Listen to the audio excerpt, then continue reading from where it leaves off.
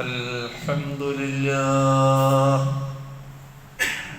نحمده ونستعينه ونؤمن به ونتوكل عليه ونعوذ بالله من شرور أنفسنا ومن سيئات أعمالنا من يهده الله فلا مضل له ومن يضلل فلا هادي له أشهد أن لا إله إلا الله وأشهد أن محمدا عبده ورسوله أرسله بالهدى ودين الحق ليظهره على الدين كله ولو كره المشركون اللهم صل على محمد وعلى آل محمد كما صليت على إبراهيم وعلى آل إبراهيم وبارك على محمد وعلى آل محمد كما باركت على إبراهيم وعلى آل إبراهيم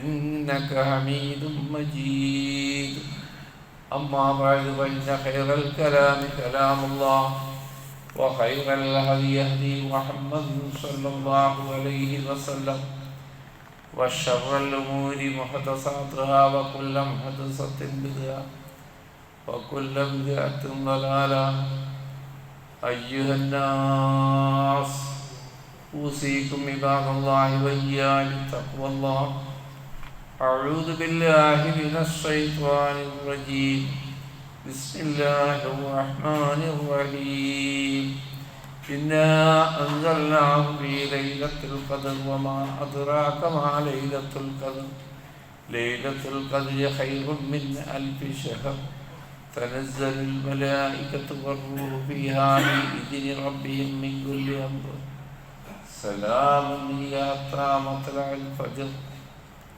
സൃഷ്ടാവും പ്രപഞ്ചനാഥനുമായ അള്ളാഹുവിനെ സൂക്ഷിച്ച് ജീവിക്കണമെന്ന് ആദ്യം എന്നോടും പിന്നീട് നിങ്ങളോടും വസിയത്ത് ചെയ്യുന്നു. പരമകാരുണ്യകനായ അള്ളാഹു നമ്മെ അനുഗ്രഹിക്കട്ടെ. മാരകമായ രോഗങ്ങളിൽ നിന്നും അപകടങ്ങളിൽ നിന്നും പ്രയാസങ്ങളിൽ നിന്നെല്ലാം അള്ളാഹു നാം ഏവരെയും കാത്തുരക്ഷിക്കുമാറാകട്ടെ.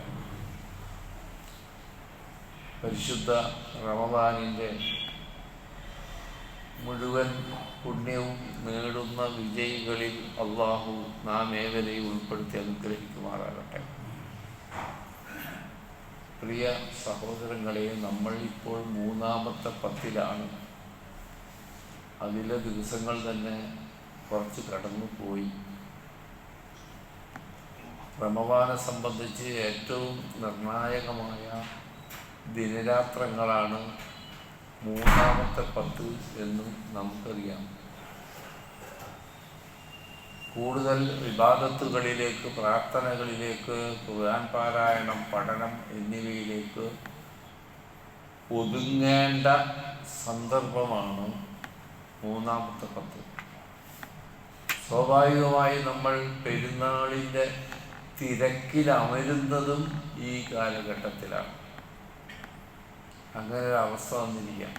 കൂടുതൽ വിവാദത്തിലേക്ക് ശ്രദ്ധ കേന്ദ്രീകരിക്കേണ്ട സന്ദർഭങ്ങളിൽ മറ്റു വിഷയങ്ങൾ നമുക്ക് തിരക്കുണ്ടാക്കിക്കൊണ്ടിരിക്കുന്ന ഒരു സാഹചര്യത്തിൽ സഹോദരങ്ങളെ, പരമാവധി നമ്മൾ റബ്ബിൻ്റെക്കുള്ള സാമീപ്യം കരസ്ഥമാക്കാൻ വേണ്ടി, റബ്ബിൻ്റെ പ്രീതി സമ്പാദിക്കാൻ വേണ്ടി കൂടുതൽ റബ്ബിലേക്ക് അടുക്കാൻ ശ്രമിക്കുക. അള്ളാഹു അനുഗ്രഹിക്കട്ടെ. അള്ളാഹു എത്രമാത്രം കരുണാമയനാണ്, ദയാപരനാണ് എന്ന് നമുക്ക് മനസ്സിലാകും ഖുർആനിലൂടെ തന്നെ. ഈ 3-ാമത്തെ 10-ൽ ഒരു രാത്രി, വെറും ഒരു രാത്രി, ലൈലത്തുൽ ഖദർ എന്നറിയപ്പെടുന്ന രാത്രി, പരിശുദ്ധ ഖുർആൻ ആദ്യമായി അവതരിപ്പിച്ച രാത്രി, 1000 മാസങ്ങളേക്കാൾ പുണ്യമേറിയതാവുന്നു എന്ന് ഖുർആൻ നമ്മളെ പഠിപ്പിക്കാം. നൂഹ് നബി അലൈഹിസ്സലാമയുടെ കാലഘട്ടം ഹൂദ് നബിയുടെയും സാലിഹ് നബിയുടെയും കാലഘട്ടത്തിലെ മനുഷ്യര് ദീർഘായുസ്സുള്ളവരായിരുന്നു. സഹാബത്ത് റസൂലുള്ളാഹി സ്വല്ലല്ലാഹു അലൈഹി വസല്ലമയോട് ചോദിച്ചു, അള്ളാഹുവിൻ്റെ റസൂലെ, അവർക്ക് 950,000 കൊല്ലൊക്കെ ആയുസ്സുണ്ടായി, അത്രയും കൊല്ലം അവർക്ക് ഇബാദത്ത് ചെയ്യാനുള്ള സൗകര്യം കിട്ടിയില്ലേ? അവർക്ക് കിട്ടാത്ത ഒന്ന് അള്ളാഹ് നമുക്ക് തന്നു. 83 ചില്ലാനം വർഷത്തിൻ്റെ പുണ്യം കിട്ടുന്ന ഒരു രാത്രി. ഇന്നാ അൻസൽനാഹു ഫീ ലൈലത്തുൽ ഖദ്ർ, നിശ്ചയമായി നാം ലൈലത്തുൽ ഖദ്റിലാണ് ആ ഖുർആനിനെ അവതരിപ്പിച്ചത്. വമാ അദ്റാക മാ ലൈലത്തുൽ ഖദ്ർ, ലൈലത്തുൽ ഖദ്ർ എന്നാൽ എന്താണെന്ന് നിനക്കറിയുമോ? അങ്ങനെ ഒരു ചോദ്യം ചോദിച്ചിട്ട് ഉത്തരം പറയുക അള്ളാഹുവിൻ്റെ രീതിയാണ്. അള്ളാഹിൻ്റെ രീതിയാണത്. ശ്രദ്ധ ക്ഷണിച്ചിട്ടാണ് ഉത്തരം പറയുന്നത്.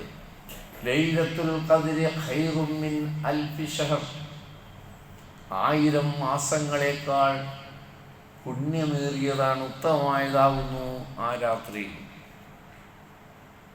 ഇത് വേറൊരു സമുദായത്തിനും ലഭിച്ചിട്ടില്ല. അത് കാത്തിരിക്കുന്നവർക്കാണ് ആ സൗഭാഗ്യം. റസൂൽ സല്ലല്ലാഹു അലൈഹി വസല്ലം ഇവിടം വരെ പറഞ്ഞു, 3-ാമത്തെ 10-ലെ ഒറ്റയായ രാവുകളിൽ നിങ്ങൾ അതിനെ പ്രതീക്ഷിക്കുക. ഒറ്റയായ രാവുകളിൽ 21-ാം രാവ് കഴിഞ്ഞുപോയി, 23-ാം രാവും കഴിഞ്ഞുപോയി, 25, 27, 29 രാവുകളാണ്. പക്ഷേ നമ്മൾ ഒറ്റ ദിവസം കാത്തിരിക്കേണ്ടതില്ല. എല്ലാ ദിനങ്ങളിലും പ്രതീക്ഷിക്കുക. അവർക്കല്ല കൊടുക്കുന്നത്.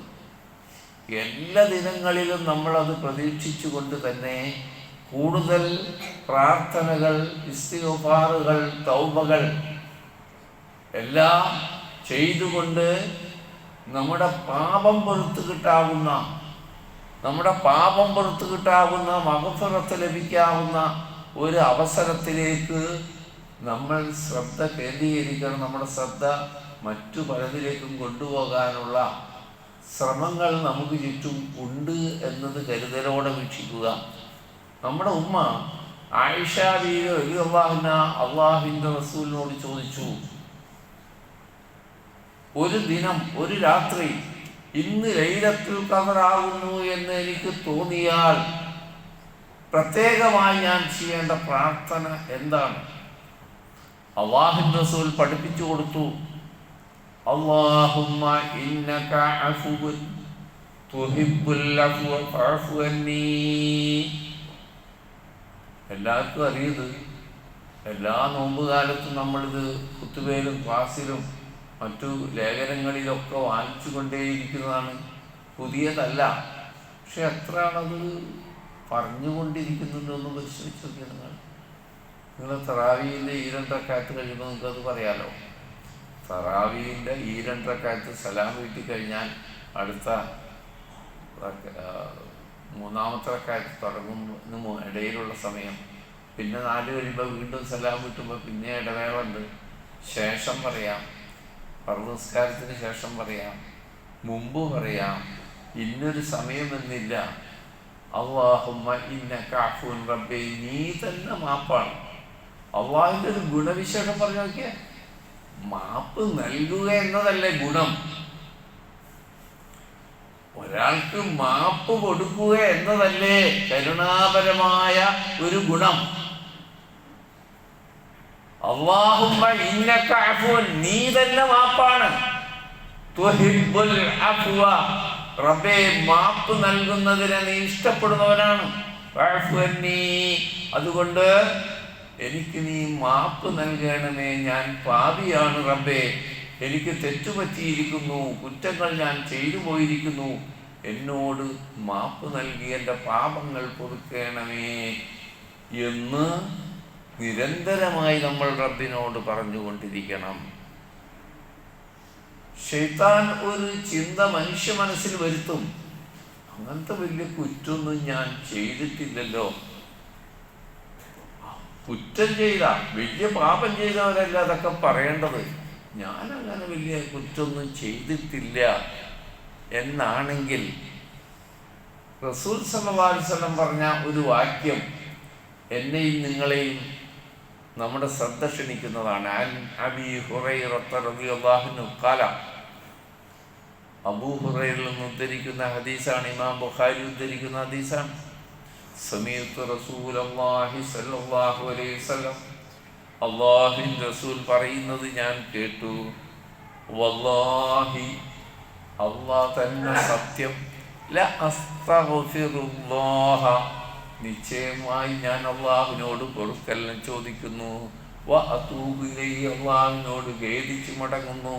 ഫിൽ യൗമി, ഒരു ദിവസം, അക്സറ മിൻ 70 മറ, 70 പ്രാവശ്യത്തേക്കാൾ കൂടുതൽ തവണ ഞാൻ റബ്ബിനോട് ഇസ്തിഗ്ഫാർ നടത്തുകയും തൗബ ചെയ്യുകയും ചെയ്തുകൊണ്ടിരിക്കുന്നു.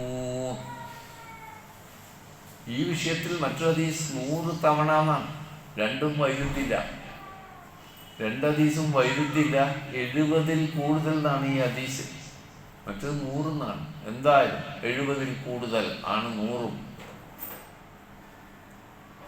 പാപരഹിതനായ മാസൂമായ റസൂലുള്ളാഹി സ്വല്ലല്ലാഹു അലൈഹി വസല്ലം ദിവസത്തിൽ 70 പരം തവണ റബ്ബിനോട് ഇസ്തിഗ്ഫാർ നടത്തുന്നുവെങ്കിൽ ഈ പാപികളായ നമ്മൾ എത്ര റബ്ബിനോട് പ്രാർത്ഥിച്ചു കൊണ്ടിരിക്കണം. ഇസ്തിഗ്ഫാറിന്റെ മെച്ചം കൂടി നാം മനസ്സിലാക്കണം പ്രിയപ്പെട്ടവരെ. എന്താ ഇസ്തിഗ്ഫാർ? അല്ലാഹുമ്മ ഗ്ഫിർ ലീ ദുനൂബി, അല്ലെങ്കിൽ അല്ലാഹുമ്മ ഗ്ഫിർ ലീ, സുജൂദിന്റെ 2 സുജൂദിന്റെ ഇടയിലൊക്കെ അങ്ങനെയല്ല പറയും. അല്ലാഹുമ്മ ഗ്ഫിർ ലീ ദുനൂബി ചേർത്തുകൊണ്ട് പറയും. അള്ളാഹുവിൻ്റെ ഗുണവിശേഷം ചേർത്തുകൊണ്ടും പ്രാർത്ഥിക്കാം. ഈ ഇസ്തിഗ്ഫാറിന്റെ അർത്ഥം നമുക്കറിയാം, എൻ്റെ പാപം പൊറുത്തു തരയണമേ എന്നാണ്. അങ്ങനെ ഒരാൾ ചെയ്താൽ അതിൽ മാത്രമല്ല റബ്ബിൻ്റെ മറുപടി, അതുകൂടി നാം മനസ്സിലാക്കണം. പാപം പൊറുക്കാൻ റബ്ബിനോട് അപേക്ഷിക്കുമ്പോൾ പാപം പൊറുക്കുക മാത്രമല്ല, വഅൻ ഇബ്നു അബ്ബാസ് റളിയല്ലാഹു അൻഹു ഖാല, ഇമാം അബൂ ദാവൂദ് ഉദ്ധരിക്കുന്ന ഹദീസ്, ഖാല റസൂലുള്ളാഹി സ്വല്ലല്ലാഹു അലൈഹി വസല്ലം, അല്ലാഹുവിൻ്റെ റസൂൽ പറഞ്ഞിരിക്കുന്നു, മൻ ലസിമൽ ഇസ്തിഗ്ഫാറ, ആരെങ്കിലും പാപമോചന പ്രാർത്ഥന പതിവാക്കിയാൽ, ലസിമ എന്ന് പറഞ്ഞാൽ അതായിട്ട് കഴിച്ചുകൂട്ടുക എന്നാണ് അർത്ഥം. സ്ഥിരമായി അള്ളാഹുവിനോട് പാപം പൊറുക്കണമേ എന്ന് പ്രാർത്ഥിച്ചു കൊണ്ടിരുന്നാൽ, ജഅലല്ലാഹു ലഹു മിൻ കുല്ലി ദൈഖിൻ മഖ്റജ, അവൻ്റെ എല്ലാ ഞെരുക്കങ്ങളിൽ നിന്നും അള്ളാഹുവിന് തുറവി നൽകുന്നതാണ്. ചോദിച്ചതോ എൻ്റെ പാപം പൊറുക്കണമേ റബ്ബേ എന്നാണ്. എൻ്റെ പാപം പൊറുക്കണേ റബ്ബേ എന്നാണ് ചോദിച്ചു കൊണ്ടിരിക്കുന്നത്. ആ പാപം പൊറുക്കുക മാത്രമല്ല, അവൻ്റെ ഞെരുക്കത്തിന് തുറവി നൽകും. മിൻ കുല്ലി ഹമ്മിൻ ഫർജ, എല്ലാ മനക്ലേശങ്ങളിൽ നിന്നും അവന് സന്തോഷം പകരും, അവന് വിടുതി നൽകും. വറസഖഹു മിൻ ഹൈസു ലാ യഹ്തസിബു, അവനൊട്ടും പ്രതീക്ഷിക്കാത്ത മാർഗത്തിലൂടെ അള്ളാഹുവിന് റിസ്ക് നൽകുകയും ചെയ്യും. റിസ്കല്ല ചോദിച്ചത്, തുറവിയല്ല ചോദിച്ചത്, ഞെരുക്കം മാറ്റണേ എന്നല്ല പറഞ്ഞത് എൻ്റെ പാപം പൊറുക്കണേ എന്നാണ്. ഇത്ര മഹത്തായ പ്രാർത്ഥനയാണ് പാപമോചനം. മറ്റൊരു ചിന്ത പിശാച് മനുഷ്യ മനസ്സിലേക്ക് ഇട്ടുതരും. ഞാനേതായാലും ഇങ്ങനൊക്കെ ആയി, റമദാൻ എന്ന് വെച്ചാൽ ഇത്രയൊക്കെ അങ്ങോട്ട് കഴിഞ്ഞും പോയി, 23-ലാണ് നിൽക്കുന്നത്, ഇനിയിപ്പം നിസ്സാര ദിവസം, ഇതുവരെ ഞാൻ ഇങ്ങനൊക്കെ ജീവിച്ചു, ഇനി എനിക്ക് മോചനം ഇല്ല, ഞാൻ പാപിയായിട്ട് ജീവിച്ചു, ഞാൻ ചെളിക്കൊണ്ടിലാണ്, എനിക്കിനിയൊരു മോചനമില്ല. ആ ചിന്ത ഇട്ട് തരുന്നത് പിശാചാണ്. പാപിയായ മനുഷ്യൻ അള്ളാഹുവിനോട് പ്രാർത്ഥിക്കുമ്പോൾ അള്ളാഹുവിൻ്റെ സമീപനം ആ പാപിയായ മനുഷ്യനോട്, ഇസ്തിഗ്ഫാർ നടത്തുന്ന മനുഷ്യനോട്, തൗബ ചെയ്യുന്ന മനുഷ്യനോട് അള്ളാഹുവിൻ്റെ സമീപനം ഒരു ഉപമയിലൂടെ റസൂലുള്ളാഹി സ്വല്ലല്ലാഹു അലൈഹി വസല്ലം പറഞ്ഞു തന്നു. നിങ്ങൾ പലതവണ കേട്ട ഉപമയാണ്. ഒരു മരുഭൂമിയിലൂടെ സഞ്ചരിക്കുന്ന യാത്രക്കാരനോട് ഉപമിച്ചുകൊണ്ട് റസൂലുള്ളാഹി സ്വല്ലല്ലാഹു അലൈഹി വസല്ലം അത് പറഞ്ഞു തന്നു. മരുഭൂമിയിൽ ഒട്ടകപ്പുറത്ത് സഞ്ചരിക്കുന്ന മനുഷ്യൻ മരുഭൂമികൾക്കിടയിൽ ഇടയ്ക്കിടയ്ക്ക് മരുപ്പച്ചയുണ്ടാവുമല്ലോ. ഒരു മരുപ്പച്ച കഴിഞ്ഞാൽ ഇനി എപ്പോഴാണെന്നൊന്നും ഉറപ്പില്ല. കണ്ടപ്പോൾ അവിടെ അല്പം വിശ്രമിക്കണമെന്ന് യാത്രക്കാരന് തോന്നി. ഏതൊരു മനുഷ്യനും മനസ്സിലാവുന്ന ഉപമയാണ് റസൂലുള്ളാഹി സ്വല്ലല്ലാഹു അലൈഹി വസല്ലം പറഞ്ഞു തരുന്നത്. ഈ മരുപ്പച്ച വിട്ടാൽ ഇനി എപ്പോഴാണ് എന്ന് അറിയില്ല. അതുകൊണ്ട് യാത്രയുടെ ക്ഷീണമുണ്ട്. ഒട്ടകത്തിനും ഒരു വിശ്രമാകും. മരുപ്പച്ചയിൽ എന്തെങ്കിലും ഒട്ടകത്തിന് തിന്നാൻ പറ്റുന്ന പുല്ലുകളോ ഇലകളോ ഉണ്ടാവുകയും ചെയ്യും. അങ്ങനെ അദ്ദേഹം ഒട്ടകപ്പുറത്തുനിന്ന് ഇറങ്ങി ഒട്ടകത്തെ വിട്ടു. അതിന് ചുറ്റും നടന്ന് എന്തെങ്കിലും ഇലകൾ കഴിച്ച് തിന്നാലോ. ആ മനുഷ്യൻ ഒരു മരം ചാരി വിശ്രമിച്ച് മയങ്ങിപ്പോയി, ഉറങ്ങിപ്പോയി. ഉറങ്ങി എഴുന്നേറ്റപ്പോൾ സമയം കുറച്ച് കഴിഞ്ഞു പോയിട്ടുണ്ട്. ഒട്ടകത്തെ കാണാനില്ല, തൻ്റെ ഒട്ടകത്തെ കാണാനില്ല. ഈ മരുഭൂമി താണ്ടിക്കടക്കണമെങ്കിൽ ഒട്ടകം അനിവാര്യമാണ്. ചുറ്റും ഓടി നോക്കി, മരങ്ങൾക്കിടയിൽ നോക്കി, കുറ്റിച്ചെടികൾക്കിടയിൽ നോക്കി. ഇല്ല, അത്ര ചെറിയ ജീവിയല്ലല്ലോ ഒട്ടകം, എവിടെ നിന്നാലും കാണാൻ പറ്റൂല. ഇല്ല. ദാഹമകറ്റാനുള്ള വെള്ളം ആ ഒട്ടകപ്പുറത്തായിരുന്നു. വിശപ്പകറ്റാനുള്ള ഭക്ഷണവും ഒട്ടകപ്പുറത്തായിരുന്നു. മരുഭൂമി താണ്ടിക്കിടക്കണമെങ്കിൽ ഒട്ടകം അനിവാര്യവുമാണ്. ആ മനുഷ്യൻ ചിന്തിച്ചു, എൻ്റെ വീട്ടുകാരോ നാട്ടുകാരോ അറിയാതെ ഈ മരുഭൂമിക്ക് നടുവിൽ ഞാൻ ദാഹിച്ച് വിശന്ന് പിടഞ്ഞ് മരിക്കാൻ പോകുന്നു എന്ന് ചിന്തിക്കുന്ന സന്ദർഭത്തിൽ തൻ്റെ ഒട്ടകം മടങ്ങി വരുമ്പോൾ ആ ഒട്ടകത്തെ എത്ര സന്തോഷത്തോടുകൂടിയാണ് ആ ഒട്ടകത്തിന്റെ ഉടമ സ്വീകരിക്കുക. അതിനേക്കാൾ സ്നേഹത്തിലായിരിക്കും പാപി റബ്ബിനോട് പ്രാർത്ഥിക്കുമ്പോൾ റബ്ബിന്റെ അവനിലേക്കുള്ള നോട്ടം, സ്വീകരണം. തൻ്റെ ജീവൻ തിരിച്ചു കിട്ടാൻ കാരണമായ ഒട്ടകത്തെ എങ്ങനെയാണ് ആ മനുഷ്യൻ യാത്രക്കാരൻ സ്വീകരിക്കുക എന്നതിനേക്കാൾ കൂടുതലായി റബ്ബ് പാപിയുടെ പ്രാർത്ഥന സ്വീകരിക്കും. അല്ലാഹു നമ്മുടെ പാപങ്ങൾ പുറത്ത് മാപ്പാക്കി തരുമാറാകട്ടെ. അവൻ്റെ കഠോരമായ നരകശിക്ഷയിൽ നിന്ന് നമ്മയും നമ്മുടെ കുടുംബാംഗങ്ങളെയും റബ്ബ് കാത്തുരക്ഷിക്കട്ടെ. അവൻ്റെ ജന്നാത്തുൽ ഫിർദൗസിൽ അല്ലാഹു നമ്മളെ പ്രവേശിപ്പിക്കുമാറാകട്ടെ. എന്നിട്ട് റസൂലുള്ളാഹി പറയാം, ആ ഒട്ടകത്തെ തിരിച്ചു കിട്ടുമ്പോൾ ആ മനുഷ്യനുണ്ടായ ആനന്ദത്തിൽ വർത്തമാനങ്ങളൊക്കെ അങ്ങോട്ട് തെറ്റിയിരുന്നു. ആനന്ദത്തിൻ്റെ കടുപ്പം കൊണ്ട്, സന്തോഷം കൊണ്ട് പറയേണ്ട വർത്താനം തെറ്റിപ്പോയി. സുമരിശുദ്ധത്തിൽ ഫർഹി അല്ലാഹുമ്മ അന്ത അബ്ദി വഅന റബ്ബുക. ഇമാം മുസ്ലിം ധരിക്കുന്ന ഹദീസാണ്. റബ്ബേ, നീ എൻ്റെ റബ്ബും ഞാൻ നിന്റെ അടിമയും എന്നാണല്ലോ പറയേണ്ടത്. സന്തോഷാധിക്യം കൊണ്ട് ആ മനുഷ്യൻ പറഞ്ഞുപോയി, റബ്ബേ, നീ എൻ്റെ അടിമയും ഞാൻ നിന്റെ റബ്ബുമാകുന്നു. സന്തോഷത്തിൻ്റെ കാഠിന്യം കൊണ്ട് മറിമറന്നു പോകുന്ന ആനന്ദമുണ്ടായി.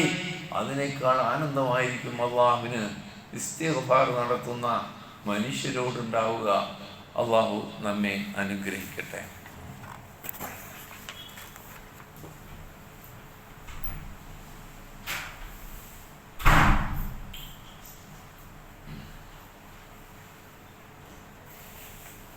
അൽഹംദുലില്ലാഹ്.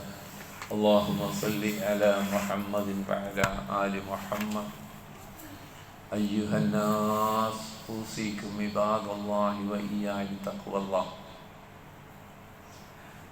അള്ളാഹുവിനെ സൂക്ഷിക്കണമെന്ന് ഒരിക്കൽ കൂടി എന്നെയും നിങ്ങളെയും ഓർമ്മപ്പെടുത്തുന്നു. പ്രിയ സഹോദരങ്ങളെ, ഇന്ന് റമദാൻ 23 എന്ന് പറഞ്ഞു. അപ്പോൾ അടുത്ത വ്യാഴാഴ്ചയാണ് 29. സൂര്യൻ അസ്തമിച്ച് 20 മിനിറ്റ് കഴിഞ്ഞിട്ടാണ് ചന്ദ്രൻ അസ്തമിക്കുന്നത്. അപ്പോൾ വ്യാഴാഴ്ച മാസപ്പിറവി ദൃശ്യമായാൽ ചെറിയ പെരുന്നാൾ വെള്ളിയാഴ്ചയാവും. കേരളത്തിൽ എവിടെയെങ്കിലും ദൃശ്യമായില്ല എങ്കിൽ പെരുന്നാൾ നമുക്കറിയുന്ന പോലെ ശനിയാഴ്ചയാവും. പെരുന്നാൾ വെള്ളിയാഴ്ചയായാലും ശനിയാഴ്ചയായാലും നമ്മുടെ പെരുന്നാൾ നമസ്കാരം കൃത്യം 7:45 ഇവിടുത്തെ കമ്മിറ്റി സമയം നിർണ്ണയിച്ചിട്ടുള്ളത്. ഇത്തിരി വൈകിട്ടാണല്ലോ ഉദയം ഇത്തിരി വൈകിയത് കൊണ്ടാണ് അത്രയും നീട്ടുന്നത്. അല്ലെങ്കിൽ 7:30 വേണ്ടതാണ്. ഉദയത്തിന് വൈകിട്ടാണ്, സുബഹിയും വൈകിട്ടാണ്. അതുകൊണ്ട് എല്ലാവരും ആ സമയത്തിന് എത്തിച്ചേരാൻ പരിശ്രമിക്കുക. ഈ അടുത്ത കാലത്ത് ഇതുമായി ബന്ധപ്പെട്ടുകൊണ്ടൊരു വസ്വാസ് പരന്നു നടക്കുന്നുണ്ട്. വസ്വാസ് വേണ്ട, സംശയവും വേണ്ട, ഒന്നും വേണ്ട. വെള്ളിയാഴ്ച പെരുന്നാൾ വന്നാൽ ഒരു കാര്യമില്ലാതെ വെറുതെ സാധാരണക്കാരായ മനുഷ്യർ, നമ്മ മുമ്പ് വെള്ളിയാഴ്ച പെരുന്നാൾ വന്നിട്ടുണ്ട്, നമ്മൾ പെരുന്നാൾ നിസ്കരിച്ചിട്ടുണ്ട്, ജുമയെ നിസ്കരിച്ചു, വെറുതെ വസ്വാസം ഉണ്ടാക്കുക മനുഷ്യരിൽ. റസൂൽ സല്ലല്ലാഹു അലൈഹി വസല്ലമിന്റെ ഹദീസ് എന്താണ്? ഉസ്മാൻ അഫ്ഫാൻ റളിയല്ലാഹുവിന്റെ കാലത്ത് ഉണ്ടായത് എന്താണ്? ഒരു കാര്യം മനസ്സിലാക്കുക. ആദ്യം അത് മനസ്സിലാക്കുക. വെള്ളിയാഴ്ച പെരുന്നാൾ വന്നാൽ പെരുന്നാൾ നിസ്കാരമുണ്ട്, ആ പള്ളിയിൽ ജുമയുണ്ട്, നിർബന്ധം. പള്ളിയിലുണ്ട്, നമ്മുടെ പള്ളിയിൽ ജുമയുണ്ടെന്ന്. ഏത് പള്ളിയിലും, ജുമയുള്ള പള്ളിയിലൊക്കെ ജുമയുണ്ട്.